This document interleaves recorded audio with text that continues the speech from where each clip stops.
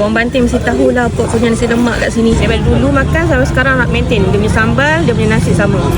Ada lo ayam sambal, ayam goreng, ayam kari, kerang, kupang, sontong, ikan sambal, kaki kari, leher, Oh, kaki kari. Ha-ha. Oh, macam-macam gak eh. Ini hati apa juga? Hati ayam. Hati ayam. Hati ayam lagi. Daging pun ada tapi dah habis. Lagi dah habis. Okey, ni dia punya sambal kupang dia. Ni ayam goreng rempah. Kat sini dia memang bagi telur goreng, tak ada telur rebus. Bismillahirrahmanirrahim. Nasi dia sedap, wangi. Sambal kupang. Okay, sate dekat sini pun salah satu sate favourite Ena tau. Kat Banting ni kan banyak, tapi ni salah satulah yang Ena suka. Berapa ni sedap bagi Ena. Lepas tu dia jenis, kuah kacang dia jenis ni ni lah apa, hancur, nampak tak?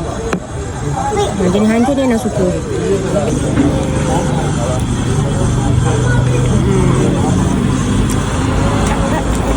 Sana tu daripada Banting Baru. Okay, ke sana tu nak pergi ke Jugra, Pematang Pasir. Warung tu dekat sini je. Buka hari-hari ke apa sini? Senin sampai Sabtu. Setiap Sabtu. Ahad cuti. Buka pukul 5, tutup dalam 11.30. Memang marah weh.